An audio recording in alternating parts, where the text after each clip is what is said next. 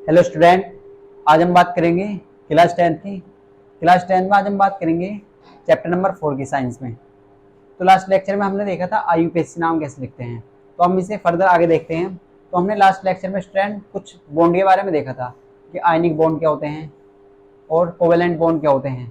फिर हमने उसके बारे में थोड़ा सा पढ़ा था, मेथेन के बारे में कुछ स्ट्रक्चर देखे थे। तो अब हम देखते हैं, हम पार्ट 2 की बात करते हैं स्टूडेंट।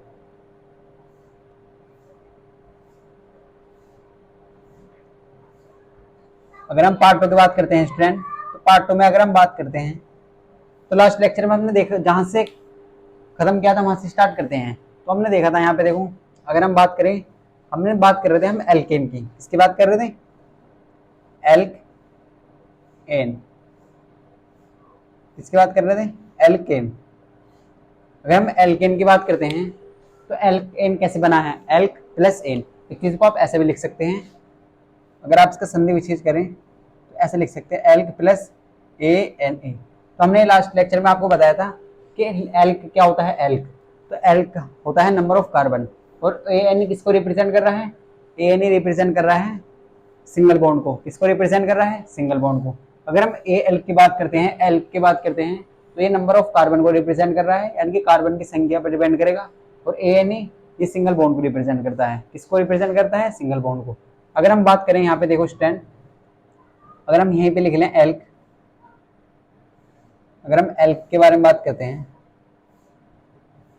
तो यहाँ पे अगर 1 कार्बन है तो 1 कार्बन को हम लिखते हैं मैथ, ये आपने लर्न कर लिया होगी। 2 कार्बन को हम बोलते हैं एथ। क्या बोलते हैं? एथ।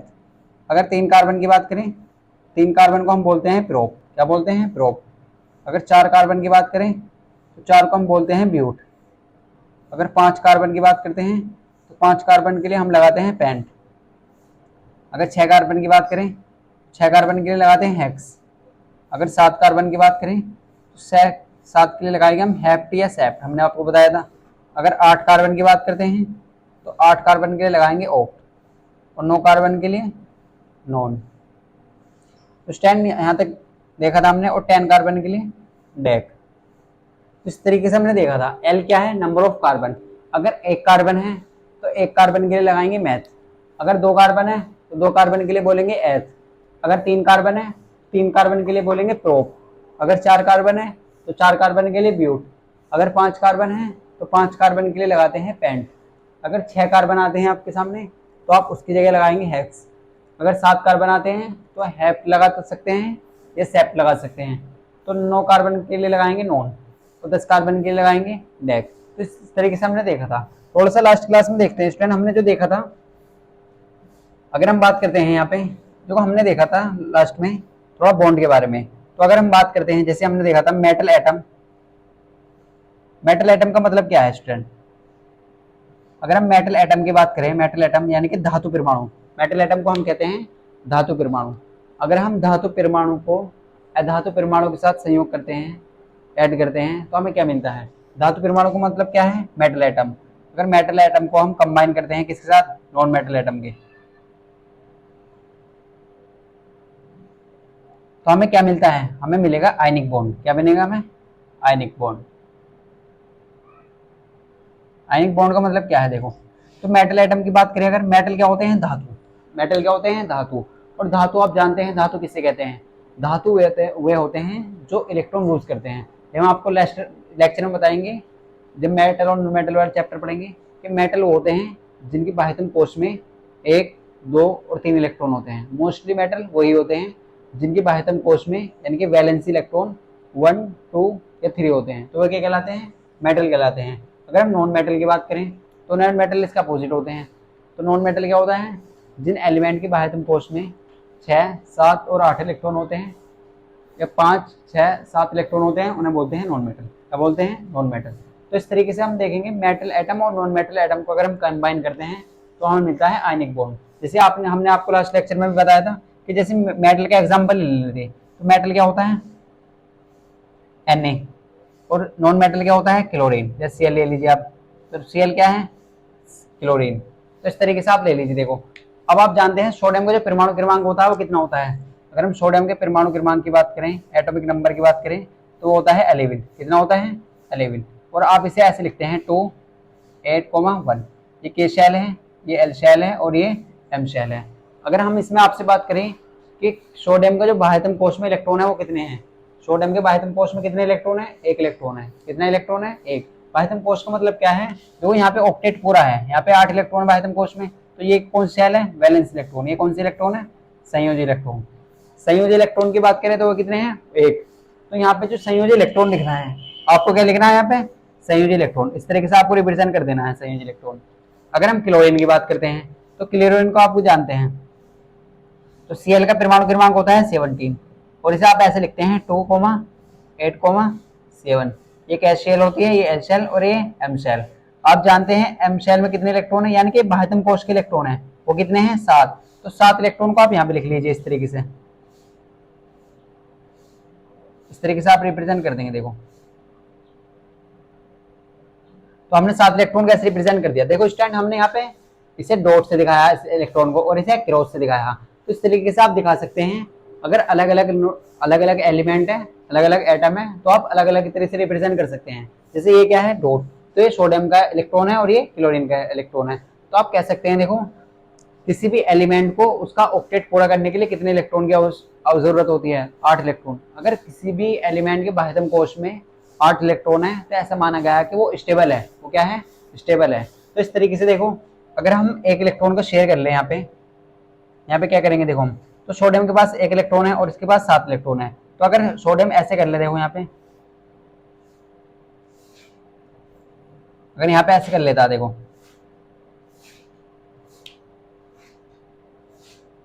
यहाँ पे क्या होगा। अगर हम बात करते हैं सोडियम की, तो सोडियम क्या है, एक मेटल है और मेटल के अंदर क्या होता है, मेटल के अंदर प्रॉपर्टी होती है इलेक्ट्रॉन लूज करने की। क्या करने की, एक इलेक्ट्रॉन लूज करने की। तो अगर हम सोडियम के इलेक्ट्रॉन की बात करें तो सोडियम का जो इलेक्ट्रॉन है ये यहाँ ट्रांसफर हो जाएगा, तो यहाँ कितने हो जाएंगे, 8 हो जाएंगे पूरे। यहाँ इलेक्ट्रॉन पहले कितने हैं बाह्यतम कोश में, 7 इलेक्ट्रॉन, और अब कितने हो जाएंगे, 8 इलेक्ट्रॉन। अगर ये 1 इलेक्ट्रॉन इसे दे देगा तो कितने हो जाएंगे, 8 इलेक्ट्रॉन। तो यहाँ पे कितने इलेक्ट्रॉन हो गए, 8। तो इसका मतलब क्या है, जो क्लोरीन का जो बाह्यतम कोश का इलेक्ट्रॉन है वो कितने हो गए, 8 इलेक्ट्रॉन हो गए। तो इसका जो ऑक्टेट है वो पूरा हो चुका है। कितने हो चुके हैं, लास्ट वाले शेल में 8 इलेक्ट्रॉन हो चुके हैं। तो जब 8 इलेक्ट्रॉन किसी भी शेल में हो जाते हैं तो उसका मतलब है, उसे माना गया कि वो क्या है, वो स्टेबल है, वो संतुलित है, वो क्या है, बैलेंस है वो। तो इस तरीके से अगर हम बात करें, देखो अब आप जानते हैं जिसपे से जो इलेक्ट्रॉन जाता है उसे क्या बोलते हैं, उसे बोलते हैं इलेक्ट्रोपॉजिटिव एलिमेंट। या ऐसे कह सकते हैं आप, अगर सोडियम पे 1 इलेक्ट्रॉन है वो उन्होंने ट्रांसफर कर दिया, वो क्या करा, ट्रांसफर कर दिया। तो जिसपे जो अगर कोई इलेक्ट्रॉन लूज करता है तो उस पर तो आता है प्लस का निशान, और जो इलेक्ट्रॉन लेता है उस पर क्या का निशान आता है, माइनस का निशान। तो हम कह सकते हैं हमें क्या मिल रहा है, Na+Cl-। क्या मिल रहा है, Na+ और Cl-।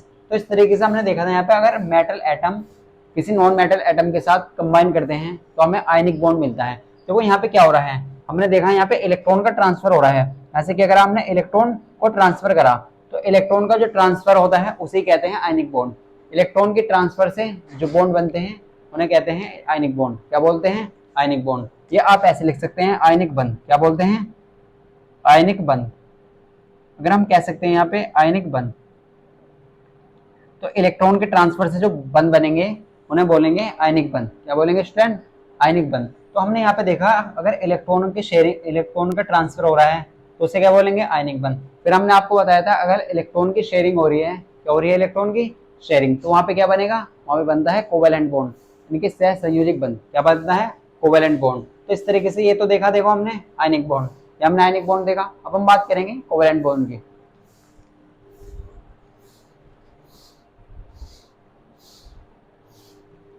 तो स्टैंड, अगर हम बात करें कोवेलेंट बॉन्ड की, देखो कोवेलेंट बॉन्ड को कैसे पहचानेंगे हम।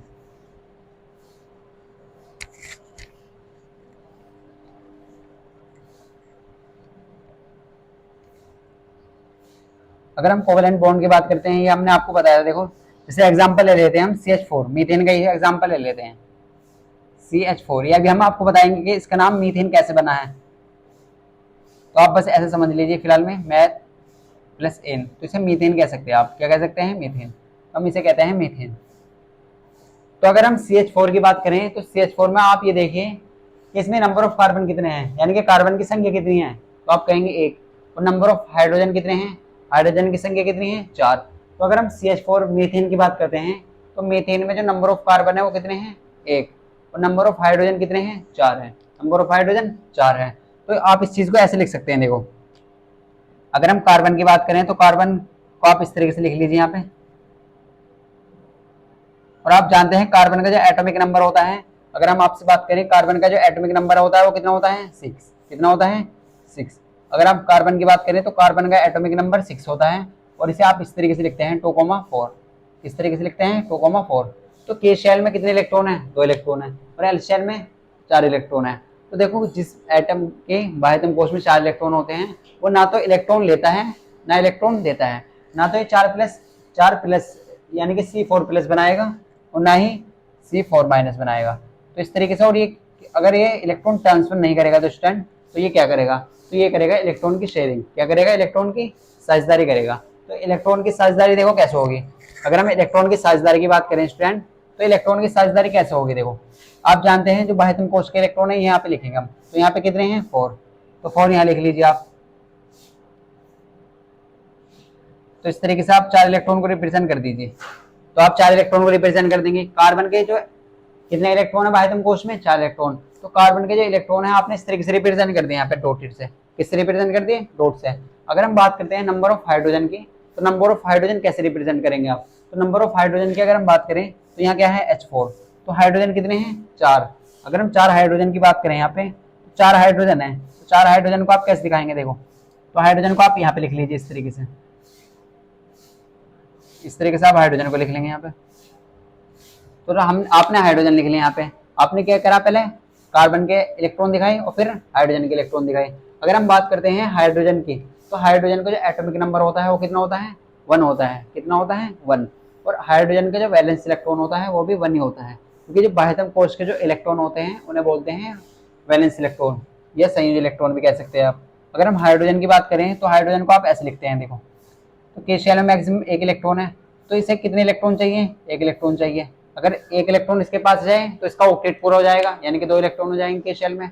और कार्बन को कितने चाहिए, 4 इलेक्ट्रॉन चाहिए, यानी कि आपको 8 इसके पूरे 4 बॉन्ड करने हैं, या ऐसे कह सकते हैं आप 8 इलेक्ट्रॉन पूरे करने हैं। तो 8 इलेक्ट्रॉन कैसे होंगे, 4 तो इसके पास है, तो शेयरिंग करके 4 इलेक्ट्रॉन हो जाएंगे, तो कितने हो जाएंगे, 8 हो जाएंगे। तो इस तरीके से देखो हम हाइड्रोजन का जो 1 इलेक्ट्रॉन है इसे ऐसे रिप्रेजेंट कर देंगे क्रॉस से, इससे रिप्रेजेंट कर देंगे क्रॉस से। हाइड्रोजन के इलेक्ट्रॉन को आप क्या करेंगे, क्रॉस से रिप्रेजेंट करेंगे, और जो कार्बन का जो इलेक्ट्रॉन है उसे आप कैसे रिप्रेजेंट करेंगे, डॉट से रिप्रेजेंट करेंगे, कैसे रिप्रेजेंट करेंगे, डॉट से रिप्रेजेंट करेंगे। अगर हम बात करें इसमें देखो तो यहाँ पे कितने इलेक्ट्रॉन है, 2, तो आप इसे ऐसे दिखा दीजिए, क्योंकि हाइड्रोजन को कितने इलेक्ट्रॉन चाहिए, 2 इलेक्ट्रॉन चाहिए, कितने इलेक्ट्रॉन, 2 इलेक्ट्रॉन, तो एक और एक यहाँ पे 2 हो चुके हैं। इसी तरीके से यहाँ पे देखो हाइड्रोजन को कितने चाहिए, 2 इलेक्ट्रॉन, यहाँ पे कितने हो जाएंगे, 2 इलेक्ट्रॉन हो जाएंगे, और यहाँ पे 2 इलेक्ट्रॉन हो जाएंगे।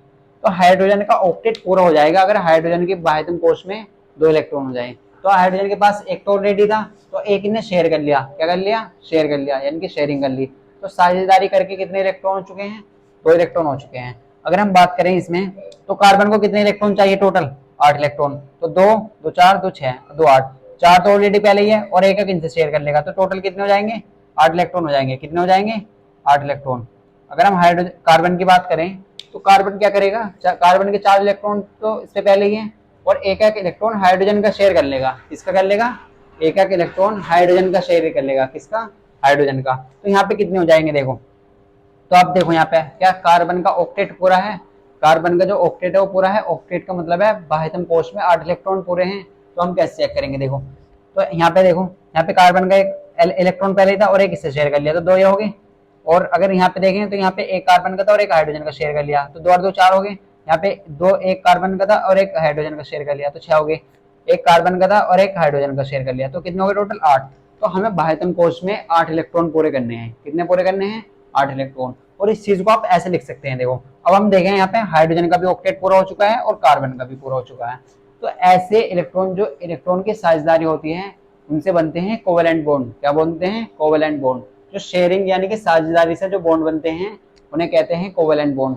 अभी हमने देखा था इलेक्ट्रॉन के ट्रांसफर से जो बॉन्ड बनते हैं उन्हें क्या कहते हैं, उन्हें कहते हैं आयनिक बॉन्ड। तो इलेक्ट्रॉन का अगर ट्रांसफर हो रहा है तो उन्हें आयनिक बॉन्ड बोलेंगे, अगर इलेक्ट्रॉन की शेयरिंग हो रही है, साझेदारी हो रही है, तो उसे क्या बोलेंगे, उसे हम बोलेंगे इलेक्ट्रॉन की साझेदारी से जो बॉन्ड बनते हैं उन्हें बोलेंगे कोवेलेंट बॉन्ड। क्या बोलेंगे स्टूडेंट, कोवेलेंट बॉन्ड। और इस चीज को आप ऐसे भी लिख सकते हैं, देखो इस चीज को आप और में करके ऐसे लिख सकते हैं। तो देखो यहाँ पे कार्बन है, यहाँ पे क्या है कार्बन, तो कार्बन को आप ऐसे लिख दीजिए। और यहाँ पे क्या है, यहाँ पे 2 इलेक्ट्रॉन है, यहाँ पे क्या हो रहा है, एक हाइड्रोजन का और एक कार्बन का। तो यहाँ पे कितने इलेक्ट्रॉन की शेयरिंग हो रही है आप ये देखिए ध्यान से। तो यहाँ पे कितने इलेक्ट्रॉन की शेयरिंग हो रही है, तो 1 इलेक्ट्रॉन की। हम आपको ये बता देते हैं, अगर 1 इलेक्ट्रॉन की शेयरिंग हो रही है तो सिंगल बॉन्ड बनेगा, अगर 2 इलेक्ट्रॉन की शेयरिंग हो रही है तो डबल बॉन्ड बनेगा, और 3 इलेक्ट्रॉन की शेयरिंग हो रही है तो ट्रिपल बॉन्ड बनेगा। क्या बनेगा, ट्रिपल बॉन्ड। इस चीज को आप बहुत अच्छे से याद रखिए, अगर 1 इलेक्ट्रॉन की शेयरिंग हो रही है तो सिंगल बॉन्ड बनेगा। ये जो लाइन है इसे कहते हैं सिंगल बॉन्ड, इसे रिप्रेजेंट करते हैं बॉन्ड के लिए, इसे बोलते हैं बॉन्ड, बंद, हिंदी में कहते हैं इसे बंद। 2 इलेक्ट्रॉन की अगर शेयरिंग हो रही है तो डबल बॉन्ड बनेगा इस तरीके से, अगर 3 इलेक्ट्रॉन की शेयरिंग हो रही है तो इस तरीके से ट्रिपल बॉन्ड बनेगा। तो 1 इलेक्ट्रॉन यानी कि सिंगल बॉन्ड का मतलब होता है 1 इलेक्ट्रॉन शेयर होना, डबल बॉन्ड का मतलब है 2 इलेक्ट्रॉन का शेयर होना, और ट्रिपल बॉन्ड का मतलब क्या है, 3 इलेक्ट्रॉन का शेयर होना। तो ये आपको बहुत अच्छे से याद रखना। देखो अगर हम बात करें 1 इलेक्ट्रॉन की, तो 1 इलेक्ट्रॉन का मतलब क्या है, सिंगल बॉन्ड, 2 इलेक्ट्रॉन का मतलब क्या है, डबल बॉन्ड, और 3 इलेक्ट्रॉन का मतलब है ट्रिपल बॉन्ड। तो यहाँ पे स्टूडेंट आप बहुत ध्यान से देखें, तो कितने इलेक्ट्रॉन की शेयरिंग हो रही है, 1 इलेक्ट्रॉन की। कितने इलेक्ट्रॉन की शेयरिंग हो रही है, 1 इलेक्ट्रॉन की। देखो हाइड्रोजन इससे 1 इलेक्ट्रॉन शेयर कर रहा है और कार्बन भी इससे 1 इलेक्ट्रॉन शेयर कर रहा है, तो 1 इलेक्ट्रॉन की शेयरिंग हो रही है। अगर हम 1 इलेक्ट्रॉन की शेयरिंग की बात करें तो हमने आपको बताया है अगर 1 इलेक्ट्रॉन की शेयरिंग हो रही है तो सिंगल बॉन्ड बनेगा, तो यहाँ पे आप सिंगल बॉन्ड लगा दीजिए। यहाँ पे भी कितने इलेक्ट्रॉन की शेयरिंग हो रही है, 1 इलेक्ट्रॉन की, तो आप यहाँ पे सिंगल बॉन्ड बना दीजिए। अगर यहाँ देखें तो यहाँ भी 1 इलेक्ट्रॉन की शेयरिंग हो रही है तो यहाँ भी सिंगल बॉन्ड बना दीजिए। और यहाँ पे कितना हो रहा है, यहाँ पे 1 इलेक्ट्रॉन की शेयरिंग हो रही है, यहाँ भी सिंगल बॉन्ड बना दीजिए। अगर हम बात करते हैं यहाँ पे क्या है, हाइड्रोजन, यहाँ भी हाइड्रोजन, यहाँ भी हाइड्रोजन, और यहाँ भी हाइड्रोजन। तो ये क्या है, ये स्ट्रक्चर है किसका, मीथेन का। क्या है, स्ट्रक्चर फॉर्मूला है ये मीथेन का। आपको इस तरीके से भी लिखा सकते हैं, और आप इस चीज को ऐसे भी लिख सकते हैं CH4। ये क्या है, स्ट्रक्चर फॉर्मूला है किसका, मीथेन का। CH4 को आप ऐसे लिख सकते हैं। देखो यहाँ जो सिंगल बॉन्ड है इसका मतलब है 1 इलेक्ट्रॉन की शेयरिंग हो रही है। अगर हम आपको आगे बताएंगे, आगे क्वेश्चन में आएगा कि डबल बॉन्ड, तो वहां पे होगा 2 इलेक्ट्रॉन की शेयरिंग होना। फिर ट्रिपल बॉन्ड आएगा तो वहां पे ट्रिपल बॉन्ड का मतलब 3 इलेक्ट्रॉन की शेयरिंग होगी। तो यहाँ पे 1 इलेक्ट्रॉन की शेयरिंग हो रही है किस किस के बीच, कार्बन और हाइड्रोजन के बीच। तो ऐसे कंपाउंड जिनमें केवल कार्बन और हाइड्रोजन आते हैं उन्हें बोलते हैं हाइड्रोकार्बन। तो आप ऐसे कह सकते हैं। देखो तो इसमें क्या क्या है, इसमें है कार्बन और हाइड्रोजन। तो ऐसे कंपाउंड जिनमें केवल कार्बन और हाइड्रोजन होते हैं, जिन कंपाउंड में केवल कार्बन और हाइड्रोजन होते हैं, या आप ऐसे कह सकते हैं वे कंपाउंड, वे यौगिक जो कार्बन और हाइड्रोजन के तत्व से एटम से मिलकर बने होते हैं, परमाणु से मिलकर बने होते हैं, उन्हें बोलते हैं हाइड्रोकार्बन। क्या बोलते हैं, हाइड्रोकार्बन। तो CH4 क्या है, एक हाइड्रोकार्बन है। हम बात करेंगे आगे हाइड्रोकार्बन की, केवल जिसमें कार्बन और हाइड्रोजन के एटम होंगे उसे बोलेंगे हाइड्रोकार्बन। तो ये हमने देखा CH4 यानी कि मीथेन का स्ट्रक्चर। तो इसमें एक कार्बन है और 4 हाइड्रोजन है। तो यहाँ पे हमने देखा, देखो आपको ये अच्छे से याद रखना है कि कार्बन का जो बाह्यतम कोश में इलेक्ट्रॉन है वो 4 इलेक्ट्रॉन है, और हर एलिमेंट ये चाहता है कि वो स्टेबल रहे, यानी कि तो उसके बाह्यतम कोश में कितने इलेक्ट्रॉन होंगे, 8 इलेक्ट्रॉन होंगे, तभी तो वो स्टेबल रहेगा। तो 8 इलेक्ट्रॉन कैसे पूरे होंगे, देखो ना तो कार्बन 4 इलेक्ट्रॉन दे सकता है, ना ही 4 इलेक्ट्रॉन दे सकता है। तो ये केवल साझेदारी करके, शेयरिंग करके क्या कर सकता है, अपना ऑक्टेट पूरा कर सकता है, यानी कि बाह्यतम कोश में 8 इलेक्ट्रॉन पूरे कर सकता है। तो वो 8 इलेक्ट्रॉन कैसे पूरे करेगा, वो शेयरिंग करेगा किसके साथ, हाइड्रोजन के साथ। किसके साथ करेगा, हाइड्रोजन के साथ शेयरिंग करेगा। तो ऐसे कंपाउंड जिनमें केवल कार्बन और हाइड्रोजन के एटम आते हैं उन्हें हम बोलते हैं हाइड्रोकार्बन। क्या बोलते हैं, हाइड्रोकार्बन बोलते हैं। तो स्टूडेंट आप इसे नोट करिए।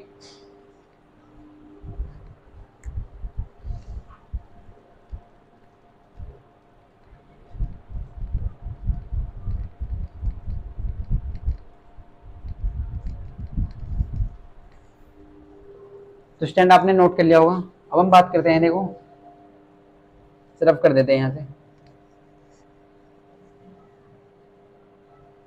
अब हम बात करते हैं अपने टॉपिक की, जो आज हमें करना है। आज हमें क्या पढ़ना है, एल्केन के बारे में आज हमें पढ़ना है। देखो तो आज जो हम बात करेंगे केवल इनके स्ट्रक्चर की बात करेंगे। अगर हम बात करें एल्केन की, तो एल्केन में अगर हम देखें तो हमने आपको बताया था अभी कि एल प्लस ANE। अगर हम बात करें, हमने इसका फॉर्मूला भी लिखा था लास्ट लेक्चर में, तो आपको ये याद होगा, ये क्या था, CnH2n+2। ये आपको अच्छे से याद रखना है, डायरेक्ट भी एग्जाम में पूछा जा सकता है कि एल्केन का जो जनरल फॉर्मूला होता है वो क्या होता है, CnH2n+2। क्या होता है, CnH2n+2। H2N+2 क्या होता है देखो स्टूडेंट, CN H2N+2। तो हमें यहाँ पे N क्या है, N की जो वैल्यू लेनी है वो क्या क्या लेनी है, देखो N की जो वैल्यू है आपको क्या लेनी है, N की जो वैल्यू है आपको 1 2 3 4 यानी कि नेचुरल नंबर लेनी है। क्या लेनी है, नेचुरल नंबर। नेचुरल नंबर को हम बोलते हैं प्राकृतिक संख्या, यानी आपको जीरो नहीं लेनी। अगर आप जीरो लेंगे तो कार्बन खत्म हो जाएंगे यहाँ से। तो आपको जो एन की वैल्यू लेनी है वो क्या लेनी है, नेचुरल नंबर। नेचुरल नंबर क्या होते हैं, प्राकृतिक संख्या जो 1 से स्टार्ट होते हैं उन्हें बोलते हैं प्राकृतिक संख्या यानी कि नेचुरल नंबर। तो अगर हम बात करते हैं स्टूडेंट, अगर आप यहाँ पे एन की वैल्यू 1 पुट करते हैं, अगर यहाँ पे एन की वैल्यू 1 पुट कर देते हैं इस तरीके से, देखो अगर आप एन की वैल्यू यहाँ पे 1 पुट करेंगे इस फॉर्मूले में, अगर आप बहुत ध्यान से देखें यहाँ पे, तो यहाँ क्या है CnH2n+2। अगर आप यहाँ पे CnH1 तो n की जगह 1 रखिए यहाँ पे, तो यहाँ पे 1 आ जाएगा। H2 इंटू 1, n की जगह क्या रखना है आपको 1 और +2। ये जो +2 है वो 2n में है, ये क्या है 2n में है। तो आप इसी तरीके से आपको लिखना है। तो अगर हम इसे सोल्व करते हैं तो क्या बन जाएगा, C1 2 1 2 और 2 4 तो CH4। इस C1H4 को आप ऐसे भी लिख सकते हैं, देखो आप इसे और भी करके ऐसे लिख सकते हैं। देखो इसका मतलब यही है, या तो C1 लिख लीजिए या आप CH4 लिख लीजिए। क्या लिख लीजिए, CH4 लिख लीजिए या C1H4 लिख लीजिए। तो इस तरीके से बात एक है, देखो CH4। और इसका स्ट्रक्चर अभी हमने देखा, CH4 यानी कि मीथेन का स्ट्रक्चर अभी हमने देखा। तो अगर हम बात करें C1H4 की, आप इसे ऐसे लिख लीजिए C1H4। तो C1H4, अब देखो ये किस किस चीज से मिलकर बना है। हमने आपको बताया था कि alk plus ane, alk plus ane, alk plus ane का मतलब क्या है, तो एल कितना है यहाँ पे, नंबर ऑफ कार्बन कितने हैं, एक। तो एक कार्बन क्या बोलते हैं, मैथ। तो आप इसे ऐसे लिख लीजिए मैथ प्लस हाइड्रोजन, यानी कि यहाँ पे क्या बनना है, ये जो कंडीशन है ये किसकी कंडीशन है, C1H2n+2। आप एल्केन में क्या लगाएंगे, ANE लगाएंगे। क्या लगाएंगे, ANE, क्योंकि यहाँ पे सिंगल बॉन्ड आता है और सिंगल बॉन्ड के लिए क्या लगाते हैं, ANE। अभी हमने आपको एग्जांपल से सिखाया था कि ANE का आगे लगाते हैं सिंगल बॉन्ड के लिए। तो यहाँ पे क्या लगाएंगे आप, एल्क प्लस ANE। तो यहाँ पे ANE लगाएंगे, ANE। अगर आप इसे कंबाइन करके लिखेंगे तो क्या बन जाएगा, मीथेन बन जाएगा। क्या बन जाएगा, मीथेन या मैथेन भी कह सकते हैं आप। अब यहाँ पे देखो, अगर हम बात करें यहाँ पे, आप यहाँ पे n की वैल्यू 2 पुट कर दीजिए। आप क्या करेंगे, n की वैल्यू 2 पुट कर देंगे। तो फॉर्मूला क्या है आपके पास, CnH2n+2। क्या है, CnH2n+2। तो ये फॉर्मूला है। अगर आप यहाँ पे n की वैल्यू 2 रखते हैं तो कितना हो जाएगा, 2। Cn, n की जगह 2, H।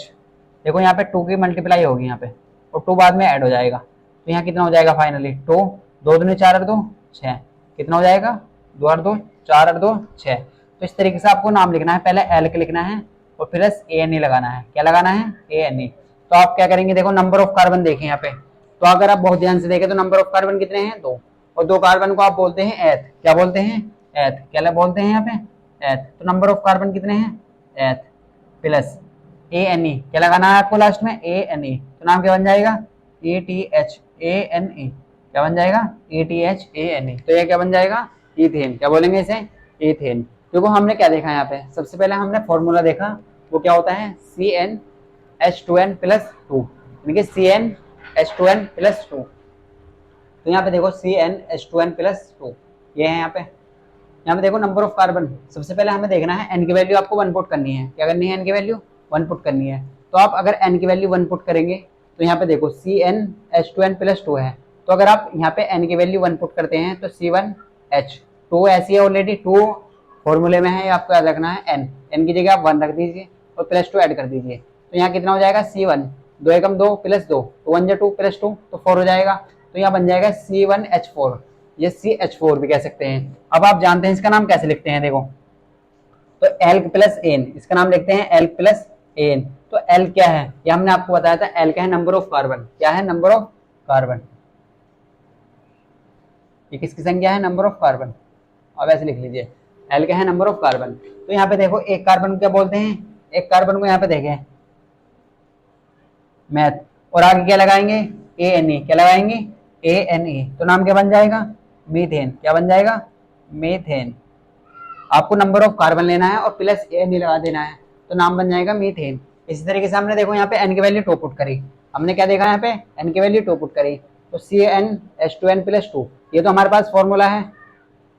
अगर आप यहाँ पे n की वैल्यू 2 पुट करते हैं तो यहाँ कितना हो जाएगा, Cn, n की जगह 2, अगर H2, 2 n की जगह 2, तो 2 इंटू 2 ये मल्टीप्लाई में है, और प्लस 2 यहाँ पे, तो C2, H कितने हो जाएंगे, 6 हो जाएंगे, H कितने हो जाएंगे, 6, 2 दूनी 4 और 2 6, तो यहाँ पे कितने हो जाएंगे, 6, तो C2H4। तो आप डायरेक्ट भी लिख सकते हैं, या हम आपको डायरेक्ट लिखने सिखाएंगे कि हाइड्रोजन आप कैसे लिखेंगे डायरेक्ट, तो C2H6, तो कितने हो जाएंगे। अब आप जानते हैं, तो नंबर ऑफ कार्बन अगर हम देखें तो कितने हैं, 2, और 2 कार्बन को क्या बोलते हैं, एथ, क्या बोलते हैं, एथ बोलते हैं। तो एथ और आगे क्या लगाना आपको, ANA, तो नाम क्या बन जाएगा, इथेन बन जाएगा, क्या बन जाएगा, इथेन। तो स्टूडेंट आप इसे नोट कर लिए।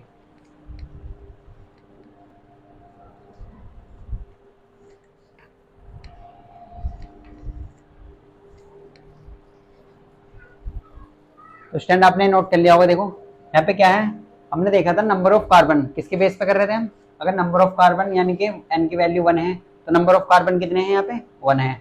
अगर नंबर ऑफ कार्बन की वैल्यू अगर 2 है यानी कि n की वैल्यू 2 है, तो आप कह सकते हैं नंबर ऑफ कार्बन कितने हैं, 2 है। तो एक कार्बन के लिए अभी हमने देखा था, एक कार्बन के लिए लगाते हैं मैथ, ये L प्लस एन, तो ANE तो जो रिप्रेजेंट कर रहा है वो केवल सिंगल बॉन्ड को रिप्रेजेंट कर रहा है, और L किसको रिप्रेजेंट कर रहा है, L को जो रिप्रेजेंट कर रहा है नंबर ऑफ कार्बन को।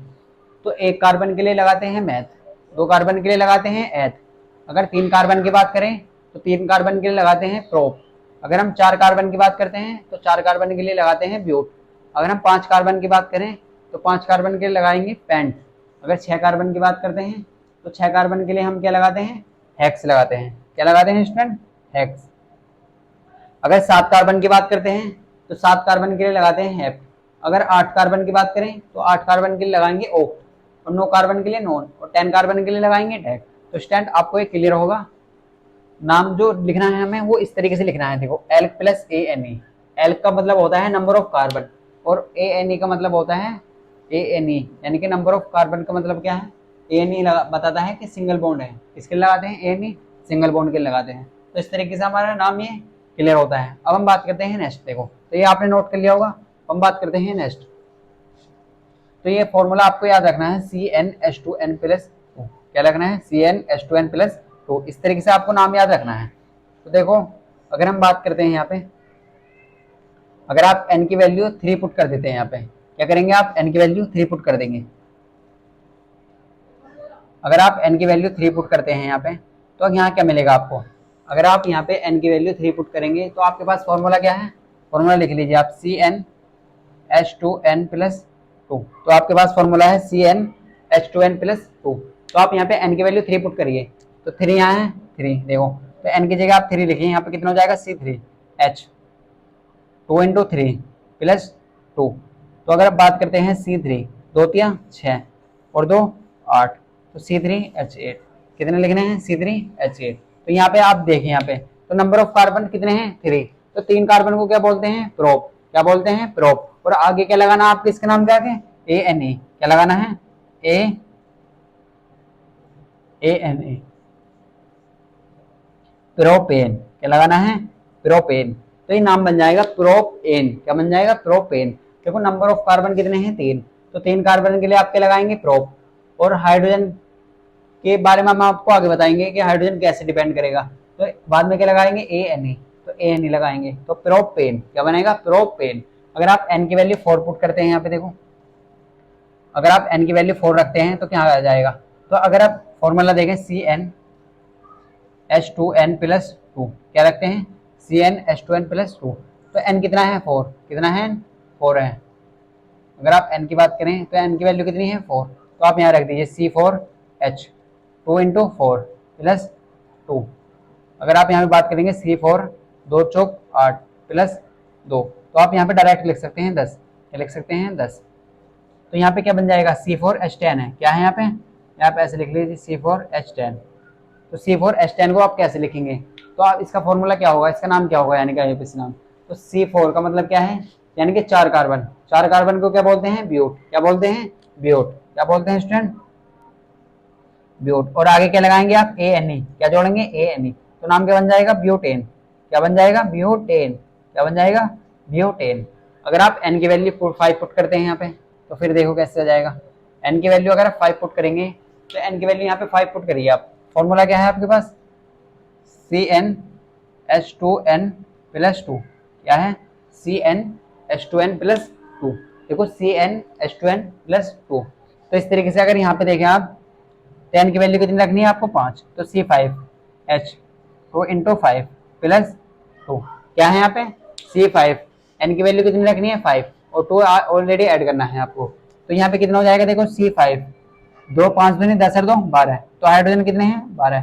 आपने एक ध्यान दिया होगा, देखो यहाँ पे जितने कार्बन है उससे दुगने हाइड्रोजन से 2 अधिक है। यहाँ पे देखो हमने यहाँ पे देखा जितने कार्बन है तो कार्बन से दुगने से 2 अधिक हाइड्रोजन है, कितने हैं 2 ज्यादा हैं, 3 दूनी 6 और 2 8। यहाँ पे देखो 4 दूनी 8 और 2 10। अगर यहाँ पे बात करें 5 दूनी 10 और 2 12, तो इस तरीके से आप लिख सकते हैं। तो यहाँ पे देखो यहाँ पे कितने कार्बन है, अगर हम कार्बन की बात करें, नंबर ऑफ कार्बन की बात करें तो कितने कार्बन है 5 कार्बन है। और 5 कार्बन को आप बोलते हैं पेंट, क्या बोलते हैं पेंट बोलते हैं।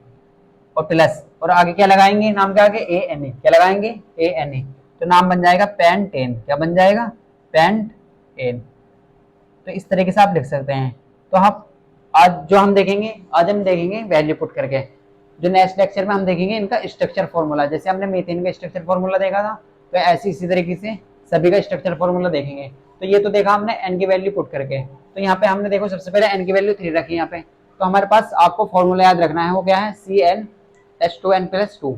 तो नंबर ऑफ कार्बन n क्या है, नंबर ऑफ कार्बन n क्या है, n तो नेचुरल नंबर है, तो n की वैल्यू आपने कितनी रखी है 3। तो यहाँ पे देखो n की वैल्यू अगर 3 रखते हैं तो H2n प्लस 2, तो 2 इंटू 3 प्लस 2, तो यहाँ पे हाइड्रोजन कितने हो जाएंगे 8 हाइड्रोजन, हाइड्रोजन कितने हो गए 8। तो इस तरीके से अगर आप बात करते हैं तो देखो यहाँ पे कंडीशन क्या है, कंडीशन है जितने कार्बन है उससे दुगने तो हाइड्रोजन है, दुगुना है 2 टाइम्स है, और प्लस 2 ऐड करना है आपको। तो अगर आपको ऐसे याद रखना है, देखो जितने कार्बन है उससे दुगने तो हाइड्रोजन है और उससे 2 अधिक है, उससे 2 ज्यादा है। तो यहाँ पे देखें आप 3 दूनी 6 2 8, इसी तरीके से 4 दूनी 8 और 2 10। अगर आप यहाँ बात करते हैं 5 दूनी 10 और 2 12, तो 2 अधिक हैं, हाइड्रोजन कितने हैं 2 अधिक। तो 3 कार्बन को आप क्या बोलते हैं प्रोप, और ANA आप बाद में लगाएंगे तो क्या बन जाएगा प्रोपेन। इसी तरीके से आपने यहाँ पे n की वैल्यू 4 पुट करी, कितने पुट करी 4। तो n की वैल्यू अगर आप 4 पुट करते हैं तो यहाँ क्या बन जाएगा, n की वैल्यू अगर आप यहाँ पे 4 रखेंगे तो C4H कितना बन जाएगा 10, H कितना बन जाएगा 10। यानी कि आप कह सकते हैं नंबर ऑफ कार्बन तो है 4 और नंबर ऑफ हाइड्रोजन कितने हैं 10, यानी कि कार्बन की संख्या कितनी है 4 और हाइड्रोजन की जो संख्या है वो कितनी है 10। तो नंबर ऑफ कार्बन 4 है और हाइड्रोजन कितने हैं 10 है। तो इस तरीके से आप लिख सकते हैं। तो यहाँ पे कितने हैं 4 कार्बन और हाइड्रोजन कितने हैं 10। तो नंबर ऑफ कार्बन अगर 4 हैं तो 4 कार्बन के लिए आप क्या लगाते हैं, यहाँ पे देखो 4 कार्बन के लिए आप लिखते हैं ब्यूट, क्या लिखते हैं ब्यूट लिखते हैं। 4 कार्बन के लिए आप ब्यूट लिखेंगे और ANE लास्ट में लगाएंगे तो क्या बन जाएगा ब्यूटेन, क्या बन जाएगा ब्यूटेन। फिर आपने n की वैल्यू 5 पुट करी, तो अगर आप यहाँ पे n की वैल्यू 5 रखते हैं, 5 पुट करते हैं तो C5H कितने हो जाएंगे 12। यानी कि आप ऐसे भी देख सकते हैं 5 2 10 और 2 ऐड करेंगे तो कितने हो जाएंगे 12, कितने हो जाएंगे 12। तो 12 कार्बन के लिए आप 5 कार्बन के लिए क्या लगाएंगे पेंट और ANE लास्ट में लगाएंगे तो नाम क्या बन जाएगा पेंटेन, क्या बन जाएगा पेंटेन। तो इस तरीके से स्टूडेंट आपको क्लियर होगा, आप नोट करिए।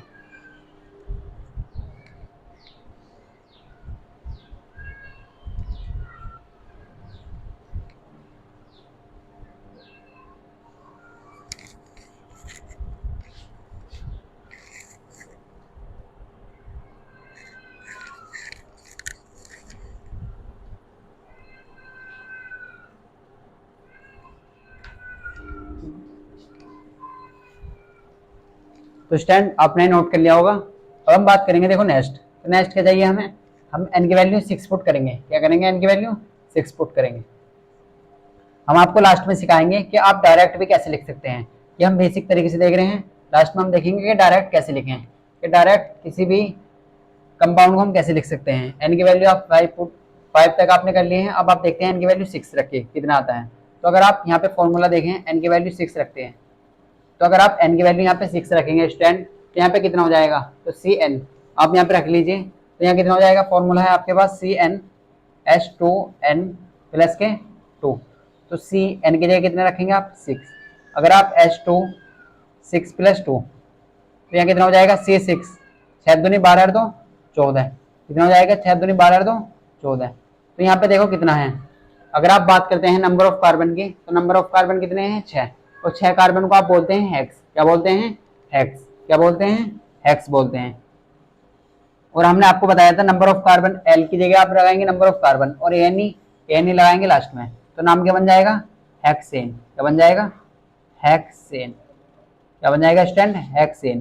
तो इस तरीके से आप एन की वैल्यू 6 रख सकते हैं। अगर आप एन की वैल्यू यहाँ पे 7 पुट करें, अगर आप एन की वैल्यू 7 पुट करते हैं तो आपको क्या मिलेगा, देखो सी एन H2N प्लस 2, क्या रखेंगे, CnH2n प्लस 2। अगर आप n की वैल्यू यहाँ पे 7 रखते हैं तो यहाँ पे कितना जाएगा, देखो C7H2। अब डायरेक्ट लिखिए, देखो 7 दूनी 14 और 2 16, कितने रखेंगे, 7 दूनी 14 और 2 16, तो आप डायरेक्ट लिखेंगे। तो C7H16 को क्या लिखेंगे आप, C7 कितना है, नंबर ऑफ कार्बन कितने हैं 7, और 7 कार्बन के लिए आप क्या लगाते हैं, हेप्ट। क्या लगाते हैं, हेप्ट। और प्लस में क्या लगाएंगे, A-N-A। क्या लगाएंगे, A-N-A। तो आप नाम लिख सकते हैं हेप्टेन। क्या लिख सकते हैं, हेप्टेन। क्या लिख सकते हैं स्टूडेंट, हेप्टेन। तो इस तरीके से आप लिख सकते हैं हेप्टेन। तो अगर हम बात करते हैं एन की वैल्यू अगर आप 7 पुट करते हैं तो कितना जाएगा, हेप्टेन। क्या जाएगा, हेप्टेन। तो C7H16 हो जाएगा। अगर आप एन की वैल्यू यहाँ पे 8 पुट करें स्टूडेंट, एन की वैल्यू अगर आप 8 रखते हैं तो आप डायरेक्ट देखें, अगर आप 8 कार्बन लेते हैं तो हाइड्रोजन कितने लेंगे, तो हमने आपको सिखाया है, देखो जितने कार्बन है उससे दुगने तो हाइड्रोजन लेने हैं और उससे 2 अधिक लेने हैं, उससे दुगने से 2 अधिक, दुगने से 2 अधिक, यानी कि उसका 2 टाइम से 2 प्लस 2 ऐड कर देना है लास्ट में। तो 8 दूनी 16 और 2, 8 दूनी 16 और 2 18, तो C8H18 कितना होगा, C8H18, यानी कि हाइड्रोजन कार्बन के दुगने से 2 अधिक, तो दुगने तो कितने होंगे, 16 और 2 अधिक 18 हो जाएंगे। तो 8 कार्बन को आप क्या बोलेंगे, 8 कार्बन को आप बोलते हैं ऑक्ट, और प्लस ANA लगाना आपको, क्या लगाना है, ANA। तो नाम बन जाएगा ऑक्टेन। क्या बन जाएगा, ऑक्टेन। क्या बन जाएगा, ऑक्टेन। तो इस तरीके से आप देखें, अगर 8 कार्बन है तो ऑक्ट लगाएंगे, 7 कार्बन हेप्ट लगाएंगे, अगर 6 कार्बन है तो हेक्स लगाएंगे, और सभी को आपको ANA लगाना है लास्ट में। एल्केन फैमिली की अगर हम बात करते हैं तो सभी को आपने ANA लगाना है लास्ट में, आपको क्या करना है, ANA लगाना है सभी के अंदर। क्या करना है, ANA लगाना है। अगर हम बात करते हैं नेक्स्ट, देखो तो अगर हम नेक्स्ट बात करें, अगर आप बात करते हैं एन की वैल्यू 9 के लिए, तो 9 को कैसे लिखेंगे आप, C9। हम ऐसे लिख देते हैं C9। और H कितने लेंगे, अब हाइड्रोजन कैसे लेंगे, देखो कार्बन के दुगुने से 2 अधिक लेने हैं, तो 9 दूनी तो 18 होते हैं, और 2 अधिक लेंगे तो 20 लेंगे, कितने लेंगे, 20। तो आप लिख सकते हैं H20। कितने लिख सकते हैं, H20। अगर आप बात करते हैं देखो CnH20 की, तो CnH20 का मतलब क्या है, देखो NCN, यानी कि सॉरी C9, कितने हैं, C9। अगर C9 है, 9 कार्बन है, तो 9 कार्बन के लिए आप क्या लगाएंगे, नॉन। क्या लगाएंगे, नॉन।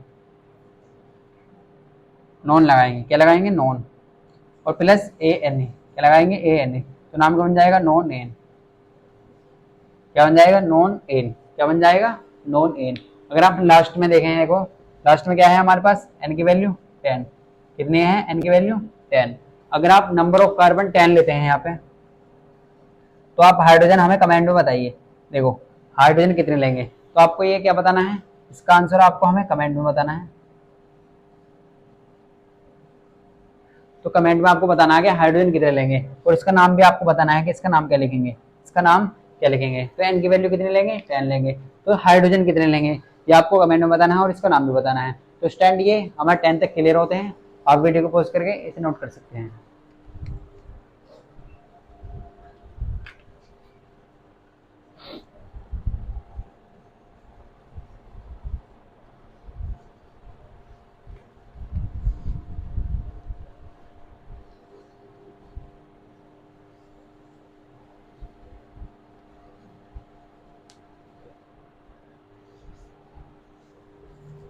तो स्टैंड आपने नोट कर लिया होगा। देखो हमने देखा था सबसे पहले हमने बात करी थी इस लेक्चर में कुछ लास्ट लेक्चर के बारे में। अगर आपको कोई भी डाउट आता है लेक्चर से रिलेटेड तो आप हमसे कमेंट में पूछ सकते हैं। देखो हमने सबसे पहले देखा कि अगर हम मेटल एटम को नॉन मेटल एटम के साथ कंबाइन करते हैं तो हमें जो मिलता है वो आयनिक बॉन्ड मिलता है। फिर मेटल और नॉन मेटल से जो बॉन्ड बनते हैं उन्हें बोलते हैं आयनिक बॉन्ड। क्या बनते हैं, आयनिक बॉन्ड, क्योंकि इलेक्ट्रॉन का ट्रांसफर होता है मेटल और नॉन मेटल के बीच, इलेक्ट्रॉन का ट्रांसफर होता है, और इलेक्ट्रॉन के ट्रांसफर से जो बॉन्ड बनते हैं उन्हें बोलते हैं आयनिक बॉन्ड। क्या बोलते हैं, आयनिक बॉन्ड। फिर हमने देखा कोवेलेंट बॉन्ड के बारे में, यानी कि सहसंयोजक बंध के बारे में। तो सहसंयोजक बंध जो बनते हैं वो इलेक्ट्रॉन की साझेदारी से बनते हैं। किससे बनते हैं, इलेक्ट्रॉन की शेयरिंग से बनते हैं। तो इलेक्ट्रॉन के साझेदार से जो बॉन्ड बनते हैं उन्हें बोलते हैं कोवेलेंट बॉन्ड। फिर हमने देखा कि हाइड्रोजन और कार्बन के जो एटम होते हैं, अगर किसी कंपाउंड में हाइड्रोजन और कार्बन के एटम है तो उसे बोलते हैं हाइड्रोकार्बन। जैसे अगर हम इसमें बात करते हैं C6H14 में, तो यहाँ पे केवल हाइड्रोजन और कार्बन है, तो हाइड्रोजन और कार्बन के परमाणु को या कंपाउंड को हम बोलेंगे, क्या बोलेंगे, हम बोलेंगे हाइड्रोकार्बन। वे कंपाउंड जो हाइड्रोजन और कार्बन के परमाणु से मिलकर बने होते हैं उन्हें कहते हैं हाइड्रोकार्बन। इस तरीके से देखो, ये भी हाइड्रोकार्बन है, ये भी हाइड्रोकार्बन है और ये भी हाइड्रोकार्बन है। तो जो हाइड्रोजन और कार्बन के परमाणु से मिलकर बने होते हैं उन्हें बोलते हैं हाइड्रोकार्बन। क्या बोलते हैं, हाइड्रोकार्बन। तो स्टैंड आपने नोट कर लिया होगा। अब हम बात करते हैं, देखो कि डायरेक्ट आप कैसे लिखेंगे। तो हम अब आपको डायरेक्ट लिखना सिखाते हैं कि आप डायरेक्ट कैसे लिखें।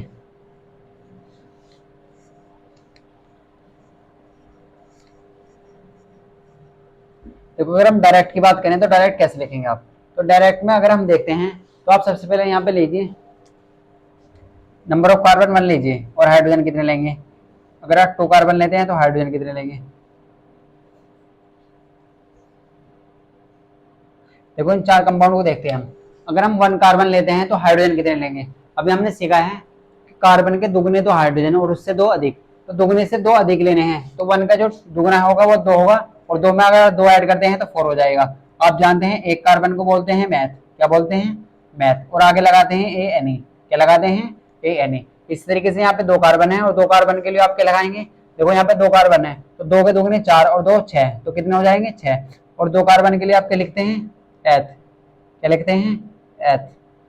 तो नाम बन जाएगा एथेन। अगर आप 3 कार्बन की बात करें तो 3 कार्बन के लिए क्या लगाएंगे, यानी कि 3 दूनी 6 और 2 8, तो 8 हाइड्रोजन होंगे। और यहाँ पे क्या लिखेंगे, C3H8। तो C3H8 को क्या लिखेंगे आप, 3 कार्बन को आप बोलते हैं प्रोपेन। प्रोप ANE आप लास्ट में लगा दीजिए। अगर आप 7 कार्बन की बात करते हैं, यहाँ पे देखो, यहाँ पे 7 कार्बन है तो हाइड्रोजन कितने लेंगे, 7 दूनी 14 और 2 16। कितने लेंगे, 7 दूनी 14 और 2 16। तो यहाँ पे कितने हो जाएंगे। तो अगर नंबर ऑफ कार्बन की बात करते हैं तो वो कितने हैं, 7। तो 7 के लिए आप क्या लिखते हैं, हेप्ट या सेप्ट भी लिख सकते हैं। और ANA क्या लगाएंगे, लास्ट में लगाएंगे। ANA क्या लगाएंगे, लास्ट में लगाएंगे। तो या आप इसे लिख सकते हैं सेप्ट प्लस ANE, सेप्टेन भी लिख सकते हैं और हेप्टेन भी लिख सकते हैं। तो इस तरीके से स्टूडेंट आपको क्लियर होगा। अगर स्टूडेंट आपको लेक्चर से रिलेटेड कोई भी डाउट है, किसी भी तरीके का डाउट है, तो आप हमसे कमेंट में पूछ सकते हैं। तो स्टूडेंट आपने को ये नोट करना है, अगर आपको वीडियो अच्छी लगी है स्टूडेंट तो हमारे वीडियो को लाइक करें और चैनल को सब्सक्राइब करिए। मिलते हैं नेक्स्ट लेक्चर में।